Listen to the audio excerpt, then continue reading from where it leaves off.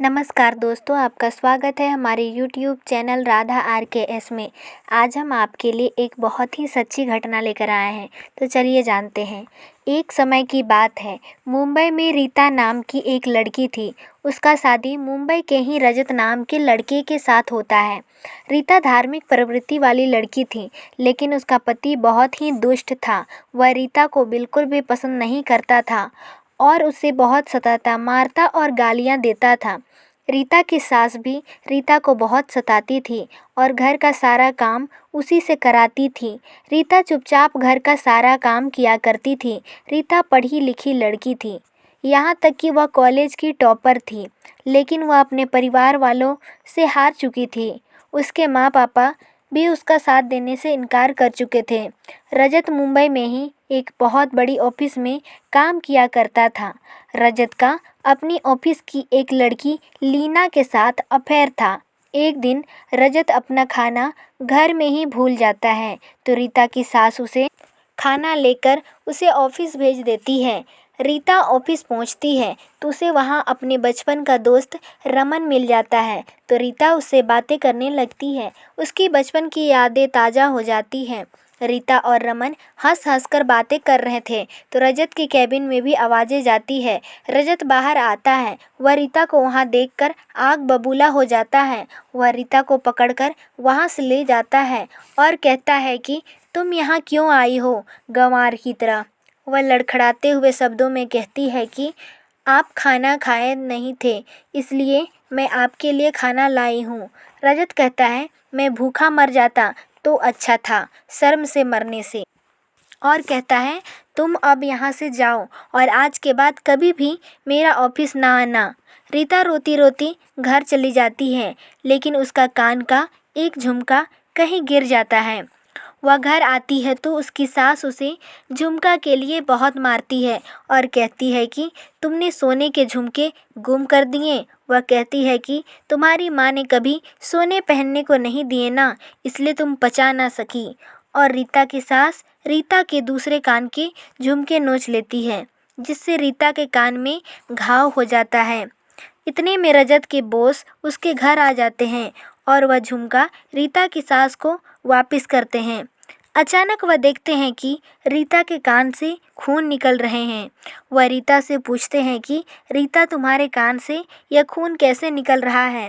रीता की सास कहती है कि कुछ नहीं, बस ऐसे ही चोट लगने की वजह से खून निकल रहे हैं। रजत का बॉस रमन रीता से पूछता है कि तुम्हें यह चोट कैसे लगी, तो रीता की सास कहती है कि आपको इस चीज़ की चिंता करने की ज़रूरत नहीं है, और बहुत बुरा भला कहती है और उन्हें भेज देती है। दूसरे दिन रजत ऑफिस जाता है और लीना से मिलता है। अचानक से उसका बॉस रमन उन दोनों को एक साथ देखकर रजत को बाहर बुलाकर कहता है कि तुम यह सब क्या कर रहे हो, तुम एक शादीशुदा आदमी हो, तुम्हें यह सब शोभा नहीं देता है।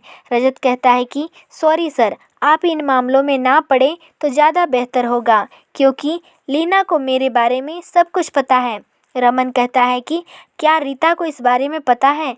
तब रजत कहता है कि सॉरी सर, रीता मेरी पत्नी है, उसे कैसे रखना है यह मुझे किसी और से सीखने की ज़रूरत नहीं है। रमन वहाँ से चुपचाप चला जाता है। एक दिन रीता करवा चौथ का व्रत रखती है। देर रात तक रजत घर नहीं आता है, तो रीता की सास कहती है कि तू ऑफिस चली जा और वहीं रजत के सामने अपना व्रत खोलना। रीता को ऑफिस की पिछली बातें याद आती हैं, तो वह ऑफिस जाने के लिए तैयार नहीं होती है, लेकिन उसकी सास ज़बरदस्ती भेज देती है।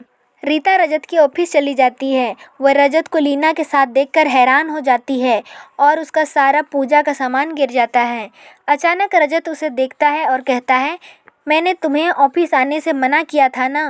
रीता कहती है, धोखेबाज, तुम मेरे साथ धोखा कर रहे हो। रजत कहता है, मैं तुम्हें तलाक देना चाहता हूँ। रीता उसके सामने गिड़गिड़ाने लगती है और कहती है, मुझे तलाक मत देना। रीता उसका पैर पकड़ लेती है, लेकिन रजत उसे धक्का दे देता है। तब रमन उसे संभालता है और कहता है कि तुम अपनी पत्नी से नौकरों की तरह बर्ताव क्यों कर रहे हो। रजत कहता है कि अगर आपको इस पर इतनी दया आ रही है तो इसे आप ही रख लीजिए। रमन रीता को अपने साथ ले जाता है तो रीता कहती है कि मुझे अकेला छोड़ दो। रमन अपने कमरे में चला जाता है। दूसरे दिन रीता कहती है, मैं क्या करूँगी, कहाँ जाऊँगी। रमन कहता है कि तुम पढ़ी लिखी लड़की हो, तुम काम कर सकती हो और अपना खर्चा खुद उठा सकती हो, मैं तुम्हें काम दूंगा। रीता भी अब ऑफिस में काम करने लगी। उसे देखकर रजत हैरान हो गया, लेकिन फिर भी वह काम करने लगी। रजत ने उससे कहा कि तुम यहाँ काम छोड़ दो, क्योंकि अगले सप्ताह मैं और लीना शादी कर रहे हैं, फिर हम इसी ऑफिस में एक साथ काम करेंगे। रीता उसकी बातों का कोई जवाब नहीं देती है। कुछ दिन बीत जाता है और लीना और रजत की शादी हो जाती है। उसके बाद वे ऑफिस में काम करने लगते हैं। एक दिन रीता किसी कस्टमर से बात कर रही थी तो रजत कहता है, तुम गंवारों की तरह क्यों बात कर रही हो।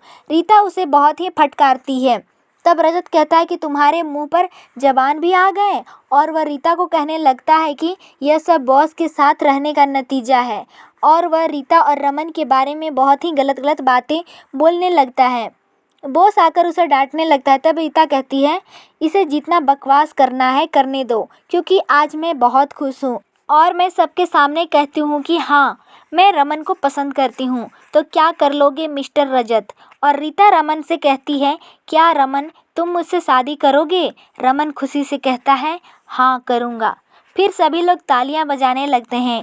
यह सब देखकर रजत मन ही मन बहुत जलने लगता है।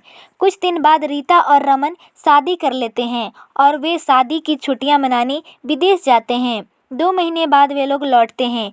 जब वे लोग ऑफिस आते हैं तो सभी लोग उन्हें बधाइयाँ देते हैं और पार्टी मांगने लगते हैं। रमन कहता है, इस बार 2-2 पार्टियाँ मिलेगी, एक हमारी शादी की खुशी में और दूसरा मेरे पापा बनने की खुशी में। सभी कहते हैं, वाह सर, आपने बहुत ही बड़ी खुशी दे दी। रजत और लीना यह सब देखकर अंदर ही अंदर जलने लगे। लीना एक दिन रजत के घर में रोटी बना रही थी तो वह सारा रोटी जल जाता है। तो रजत की माँ लीना से कहती है, यह किस तरह की रोटियां बना रही है, तुम्हारी माँ ने तुझे कुछ नहीं सिखाया। तब लीना कहती है, मुझे रीता समझ रखा है क्या, और उसका हाथ पकड़कर मोड़ने लगती है। तो रजत की माँ चिल्लाने लगती है। तब रजत हड़बड़ाते हुए आता है और कहता है, क्या हुआ। तो रजत की माँ कहती है, तुम्हारी बीवी मेरे साथ बदतमीजी कर रही है। तब रजत अपनी माँ को लीना से छुड़ाता है। तब लीना कहती है कि मुझसे ज़्यादा लगोगे तो मैं पुलिस में कंप्लेन कर दूंगी और तुम दोनों को जेल भेज दूंगी। तब रजत की माँ कहती है कि इससे अच्छी तो रीता ही थी। फिर वे लोग ऑफिस चले जाते हैं। उस दिन रीता और रमन पार्टी दे रहे थे। सभी लोग पार्टी में जाते हैं और मस्ती करने लगते हैं। रजत शराब पीने लगता है। लीना उसे मना करती है, लेकिन वह नहीं मानता है। वह रमन और रीता को देखकर अंदर ही अंदर जल रहा था। वह किसी तरह रमन और रीता की जिंदगी खराब करना चाहता था। रीता की साड़ी में जूस गिर जाता है और वह उसे धोने के लिए बाथरूम जाती है। पीछे पीछे रजत भी चला जाता है और कुछ बड़बड़ाने लगता है। तब रीता कहती है, तुम मेरे पीछे पीछे क्यों आ रहे हो। तब वह कहता है कि तुम मेरी ज़िंदगी बर्बाद करके खुशियाँ मना रही हो। तब रीता कहती है कि मैंने तुम्हारी ज़िंदगी बर्बाद नहीं की है, बल्कि तुमने ही मुझे छोड़ दिया था। रजत कहता है, अब मैं तुम्हें जिंदा नहीं छोड़ूंगा, और वह शराब की बोतल तोड़कर रीता की तरफ बढ़ता है। तब रीता कहती है, रुक जाओ रजत, यह तुम क्या कर रहे हो, तुम्हें पता है मैं माँ बनने वाली हूँ। वह नहीं रुकता है, रीता की तरफ बढ़ता है, रीता को पकड़ लेता है और उसके पेट में कांच की बोतल दे मारता है और लगभग 5-6 बार मारता है, जिससे रीता चिल्लाते हुए गिर जाती है। यह आवाज़ रमन सुन लेता है और दौड़ता हुआ आता है। देखता है कि रीता खून से लथपथ है, तो वह रजत को देखकर आग बबूला हो जाता है। रजत को मारने लगता है। इसी बीच किसी ने पुलिस को बुला दिया था। पुलिस आई और रजत को पकड़कर ले गई और रीता को भी अस्पताल ले जाया गया।